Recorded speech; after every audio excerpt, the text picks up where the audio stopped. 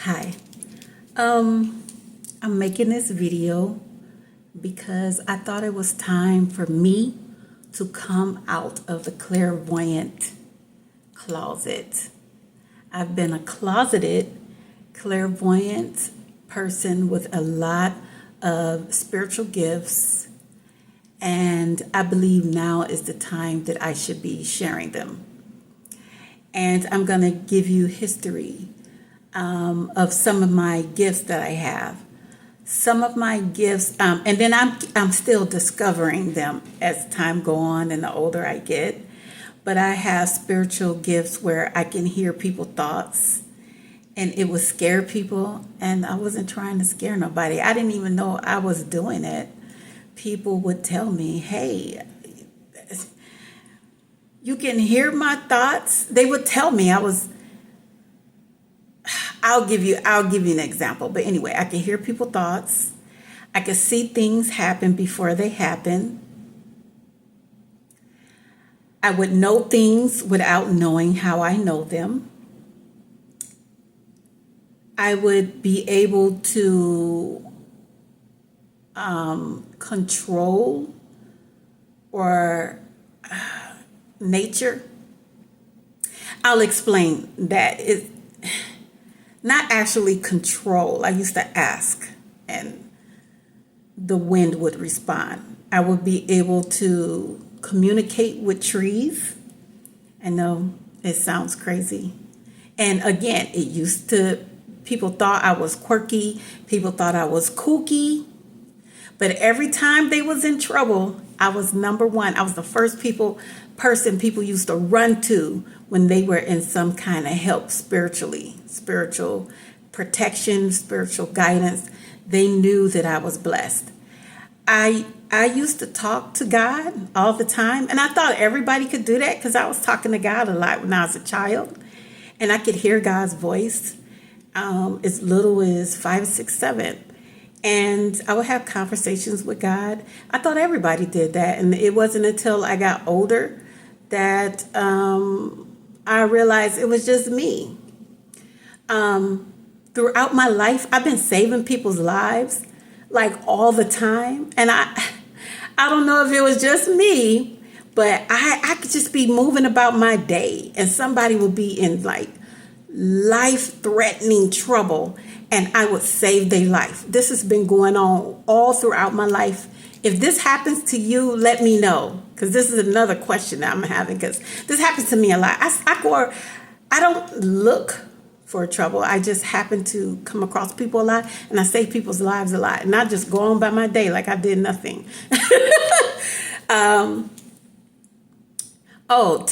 Telepathy. My telepathy is very strong. Like I said, I have this thing where I can go in the past, but it's usually in my sleep, like when I'm asleep. And I'm not controlling that. I think it's the Holy Spirit that does it a lot of times, where I will go into the past and I like literally go there, but it always happens in my sleep where I'm asleep and I can go. I think they call it astral traveling. So sometimes I astral travel into the future, but a lot of times I've been astral travel into the past.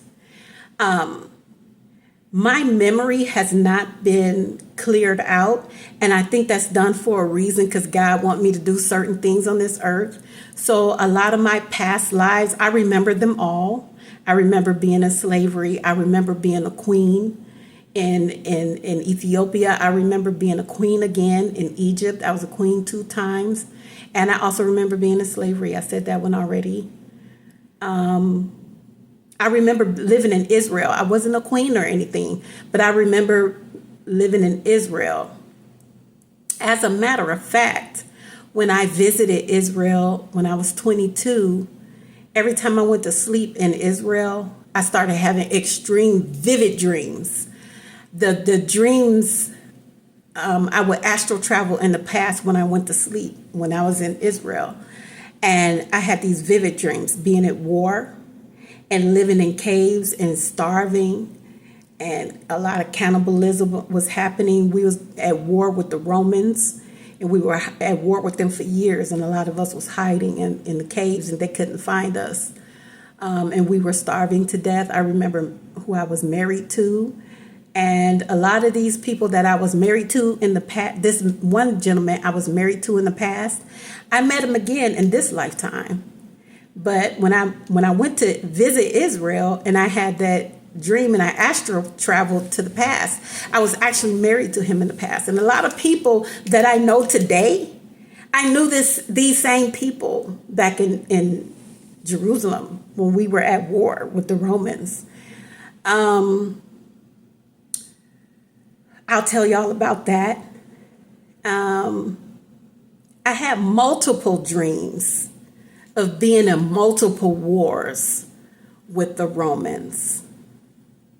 So it was multiple life cycles. And I'll say about 3 life cycles, I remember being at war with the Romans. One of those life cycles, I was a great healer, and I was very famous for healing people. And I was very young. I was around 22, around the same age. And I was dating a Roman soldier.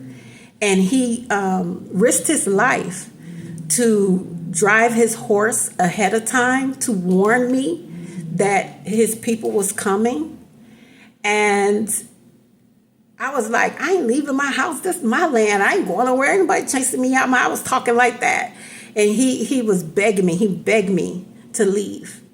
And I was like, no, I'm not leaving my house. No one's chasing me out. I was talking all big and bad. And he was pissed. He left. That same gentleman, I saw him this life cycle. So this war had to be like 2,000 years ago. But I met that same gentleman this life cycle in high school. I'll tell you about that whole story. Because every time we saw each other, for the first time when we saw each other, I was in 9th grade. I think he was like 10th or 11th grade. We stopped and looked at each other and we pointed to each other. This tall white guy, I was like, I know you. We said it at the same time. We pointed at each other and we was like, hey, it's you. And then we kept looking at each other like, don't I know you? I know you, but I don't know you. I never met. He asked me, have we ever met? And I was like, no, I know I haven't met him before. And he hasn't met me before, but somehow we just knew each other. And this went on all throughout high school. Every time we saw each other and every time we passed each other in the hallway, we would stop and look at each other like, why do it seem like I know you? Right? That freaked me out. But I was in high school. It wasn't until years later when I graduated high school and I met the Hebrew Israelites. And I went to Israel. And I traveled back into the past. And I saw him in my dream. And I was like, oh, that's where I know him from. We knew each other in another life cycle. And he was a Roman soldier. He was a Roman soldier. And I was dating him. And I lived in Israel. And I was a great healer. Yep. That was crazy. So, oh yeah. Oh, a big one. When people pass away, oh my God, I'm so sensitive. Ever since I was a little girl and I was like 4 or 5, I remember like people who passed away, right? But I would see them around. I could see them. Nobody else could see them. I can see them with people, with their loved ones. And I used to ask people, hey, do you have a sister or do you have a brother that passed away and they look like this and they look like that? Or do you have a grandfather and his favorite shirt was a red plaid shirt and his name was Charles and he was this high and he was and he told me to give you a message. And I was doing that at a young age and I didn't understand it. And I didn't understand it. And all the time they'd be like, yeah, that's true. How do you know? How do you know my granddad? What's the message? What's the message? What did he say? And I would be passing on messages. This was all confusing to me. And I'm coming out the clairvoyant closet right now because I know the Most High want me to do this. I was sent here to do this. In the past, I was just being my innocent, happy-go-lucky self, and I would pass on messages that the Most High would give me, and I would pass them on to my friends and family members or people who I come across, and they were so religious and so radical, they like shamed me for having this gift. Even though I was saving their lives, I was literally saving their lives. Like the Most High would give me a vision in my dream, and I was like, hey, I saw you and you was going here, and you need to be careful not to do this and not to do that, or something bad gonna happen. And then they would listen to me. But I was helping them and protecting them and saving their lives from bad mistakes. And they used to get attitudes with me. The only reason why they got an attitude with me is because of their religious teachings, the religious doctrine.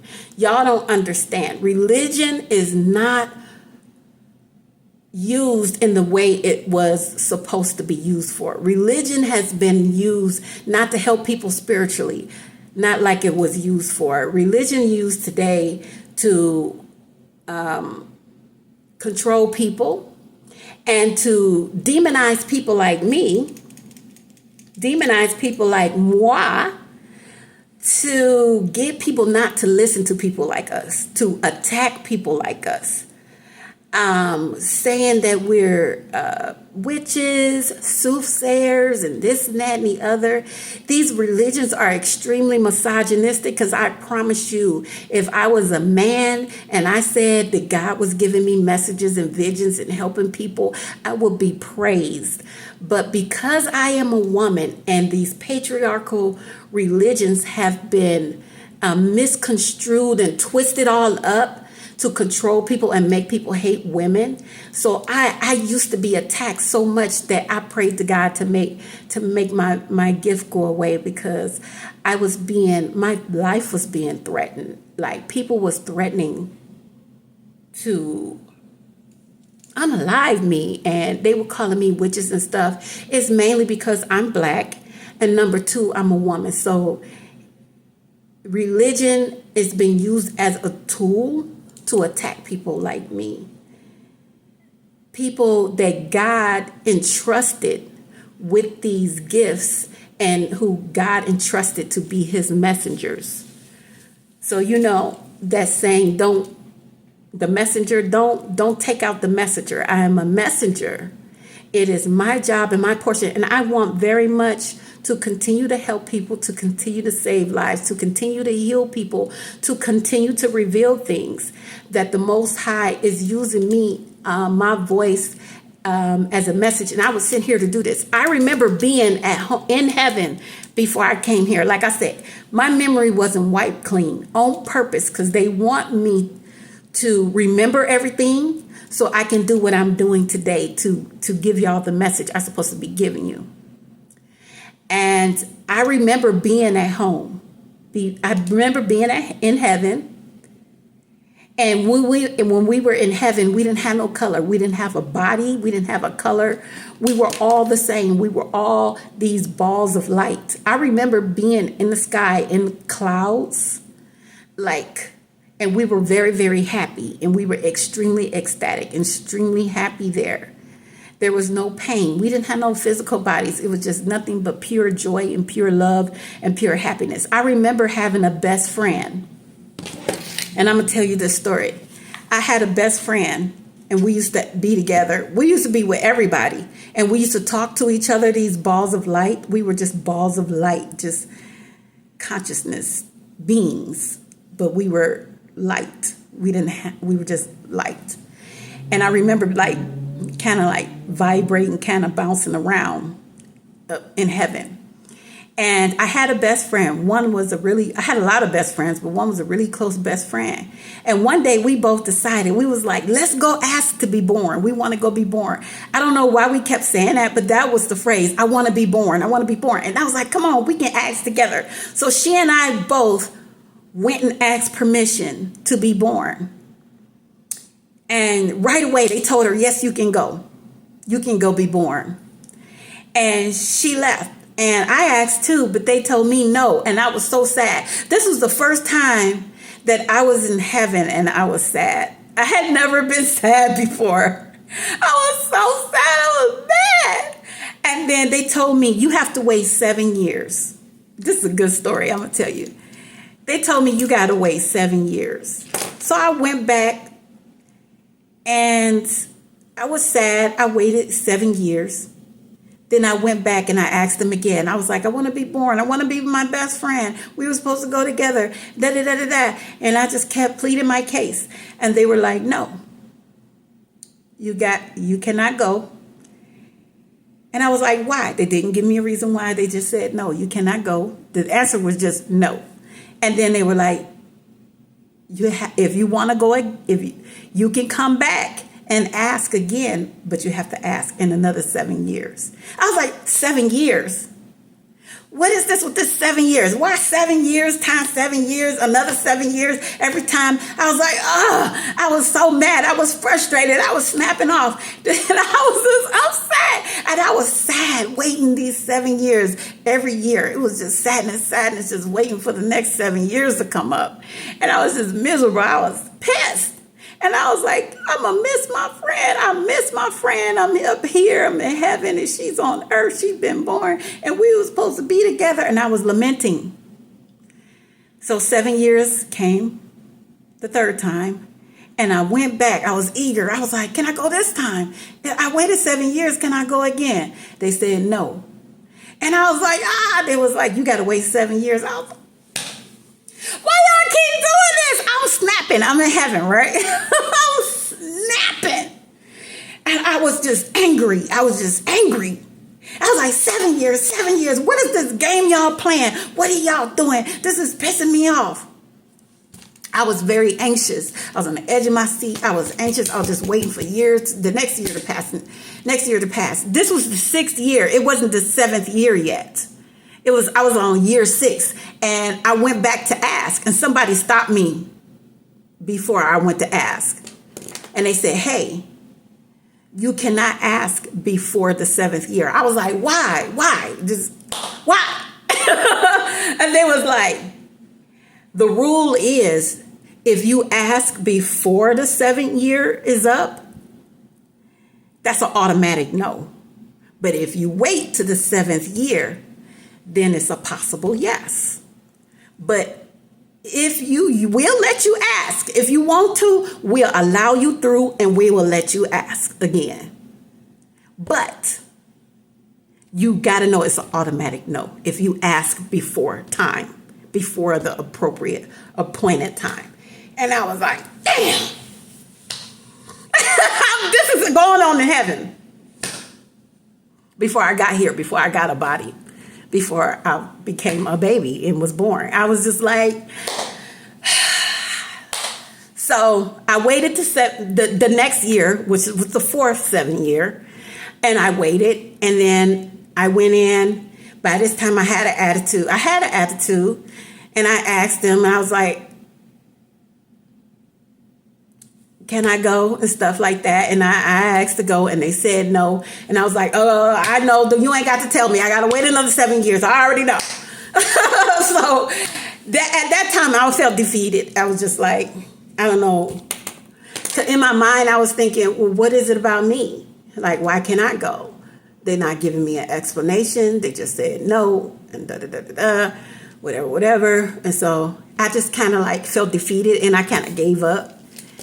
And then I was like, you ain't got to tell me. I already know. I got to wait another 7 years and ask again. So I just kind of went on by my business and I tried to enjoy myself. But I didn't. I wasn't as angry. I just was like, they ain't gonna let me go. So the sixth time I went back And I waited another 7 years. And the sixth time I went back and I asked them again. I was like, can I go be born? And they were like, no. By that time, I was like, okay. And I left. By that time, I was kind of numb. I kind of like gave up, you know. I didn't think about the next 7 years. I wasn't anticipating the next 7 years. I just tried to go on by my life and just enjoy my life in heaven and just whatever. But I did just kind of like gave up at that point. The next 7 years it came up, but I wasn't paying attention anymore. Somebody had to remind me. They was like, ain't this the 7th year? Haven't you 7 years gone by? And I was like, yeah, they probably gonna say no. So this is the 7th year. This is the 7th time, which is 7 times 7 is 49 years. 49 years in heaven is not a long time. It just, when you have a physical body, you can feel the years, which is crazy. Like I'm 50 now. But in heaven, 50 years is not the same 50 years on earth because we have a body, so you can physically feel the years. But in heaven, 7 years is like 5 minutes. You don't feel it because you don't have a body. I don't know. Do that make sense? You don't feel it. You don't feel the time and the weight of age and time and the wearing on your body because you don't have a body. So, and then it's different when you're in heaven. The numbers don't add up the same as earth years. It's hard to explain. So 1,000 years might be 10 minutes. You can be in heaven 10 minutes and 1,000 years then went by. You see what I'm saying? It's not the same until you get a body and you're on earth, and then years are different. So I went back to 7. Somebody had to remind me. And I was like, oh, yeah, it is the 7th year. They was like, you going to go ask? And I was like, yeah, I'm going to ask. And so when I went to go ask the 7th time, I just assumed they was going to say no again. I had pretty much gave up. And I was assuming and anticipating them saying no. And I was like, yeah, I just came back. It's the 7th year. And you told me I can come back every 7 years and ask. And I'm asking. And they were like, yeah. And I was like, what? I was so surprised. I was like, oh my God. I was so surprised. I get to be born. And then they made a big deal about it. They called me into this meeting. And they had a very special assignment for me. And they just kept telling me, do not forget. And I kept promising, I'm not going to forget. This time was the first time I saw people with a body. They didn't have a body per se. I can't remember their faces, but I remember everybody was dressed in all white, in an all white room on an all white meeting table. It was a big table, long rectangular table. I can't remember if it was a long or if it was a circle. I just remember it was a big table and there was a lot of people sitting around it. And they were giving me these specific instructions. And they was telling me how important it was for me to do this. And they was telling me how important my job was. Since I wanted to go so bad, they was telling me that they wanted me to go at a specific time, to do a specific thing, to be born on a specific day for a specific reason, to have a specific outcome on earth, because there needs something. I'm supposed to do something on their behalf on earth. And I was like, whoa, this is a big deal. And they was like, yeah. And we choose you, and these are the reasons why, and we want you to do thus, and so. So you're going to earth. You're going to live. You're going to love. You're going to live life and enjoy life. So you're going to have some hardships. You're going to learn some lessons. You're going to go through what everybody go through. But in addition to that, we got an important job for you to do. Ma'am, little lady, we want you to do thus, and so. And I remember, man, it was a lot of people standing up and at the table and talking to me. I can't remember their faces, but I remember them explicitly. Don't forget. Do not forget this important thing that we're sending you down. We're sending you down there to live. We're sending you down there to have life and to live and all the things. But we got to a special mission for you. And do not forget. And I believe that's one of the reasons why my memory wasn't wiped clean. They want me to remember, and they want me to give this message. And so I'm giving it today. They want me to tell you what it's like in heaven. They want me to say these things. I've been wanting to say this since I was little because I've always known, but I remember everything. I remember multiple times. The first time I came to earth, after they said I can be born, I was born and I was adopted by this family. I was Black, and I was adopted by this young couple, and I passed away.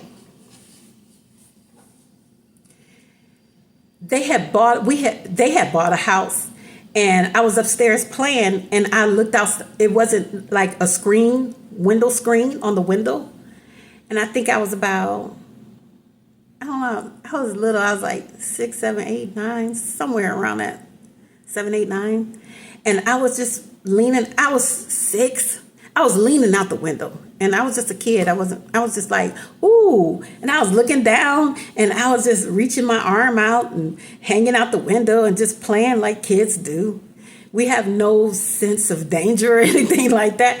And I think I fell because I don't remember falling. I don't remember dying. I don't remember pain. I don't remember anything. I just remember hanging out the window, having fun. And then I remember being taken up into the sky. And I looked down, and I kept going up. I was flying, and I looked, and it was these 2 winged creatures holding me. One had me under this shoulder. One had its claw under this shoulder. And this is, I'm explaining to you on purpose because this is what I was sent here to do. One of the things I was sent here to do, to explain what happened. So I'm going to tell you what these creatures look like. They had a all white body, white like marble, the color of marble. But even though they had like a human body, they had wings, no clothes on, and they didn't have a gender. Because I was curious, I was looking in between their legs, and I didn't see nothing there. There was nothing there. There wasn't no gender. And they had all white wings, they had a white body, but instead of having hands like us, they had claws like a bird, like a eagle. They had claws instead of fingers. So their feet was like claws, and their fingers were like claws, and their feet. Their hands and their feet were claws like a bird. And then they had giant wings like a bird, but their body was like a human. They look kind of scary too. And I kept staring at them, and I kept wiggling, and I kept saying, get off of me. And I was wiggling with all my soul and all my life. I just kept hearing wings in my ear. The wings would flap one time, and we would shoot fast just from one flap. And then they flap again, and then we just shot faster. They would shoot. We were going up high with these very strong wings. One had this shoulder, one had because I was wiggling and I was trying to get them off of me. And I just kept, and one of them looked down at me, and I'm saying she, because her, even though I know it didn't have a gender, the voice sounded like a woman's voice. And she looked down at me, and she said, still, child. She didn't say, be still. She said, still, child. And it scared me, and I stiffened up, and I stopped moving. And while they were flapping, and then they had their bodies were very muscular. I'll say that, because they had like 6-pack, and they had like very strong legs, and their bodies were very muscular. So I was scared, and so I was being still. And then I kept staring at their bodies, and I kept looking and studying their bodies. And I remembered what their bodies looked like. So that's why I can tell you now.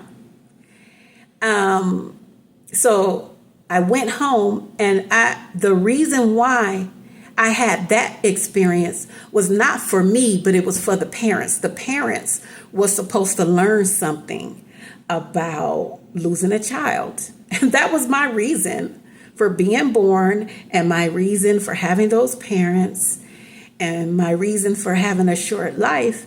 Because that was my first time. But immediately I came right back, and I'm living the life that I'm living now. I remember everything.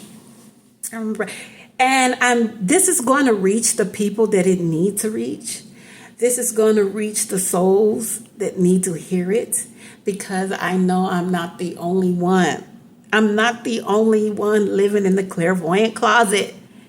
And it is our time, the light workers, it is our time for us to come out, and it's our time to shine.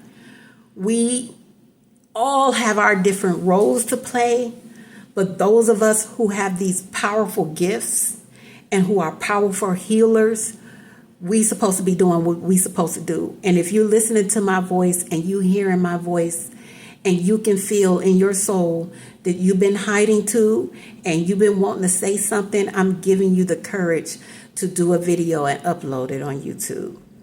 And if you agree with me and you feeling what I'm saying, put a 777 in the comments.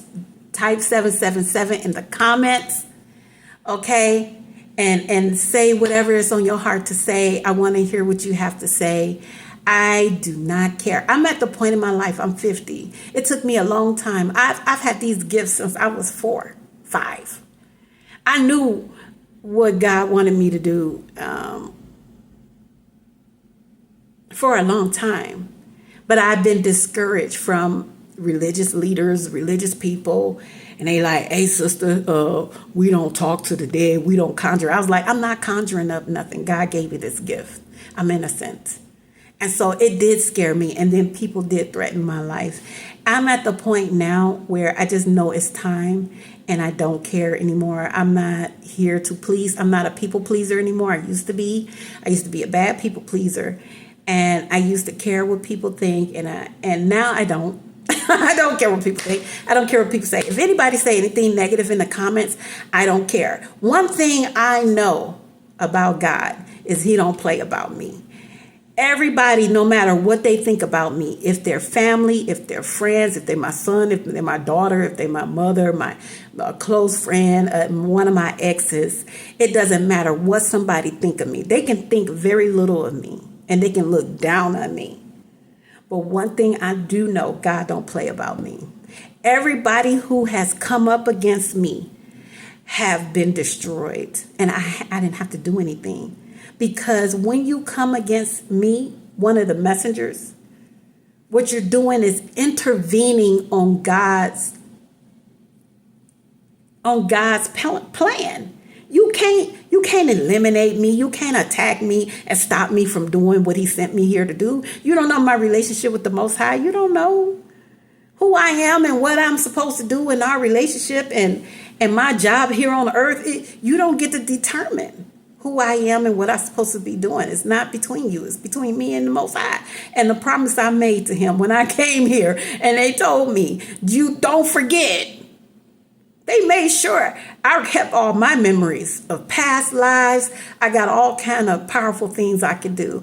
And I will explain more in more videos to come. But I just wanted to share it with you. Who I am, and my name is Sheba. By the way, you can call me Sheba. And I just wanted to share that. I just wanted to be brave and just step out there and tell my story. Thank you for your time and watching this video. I appreciate you and see you next time.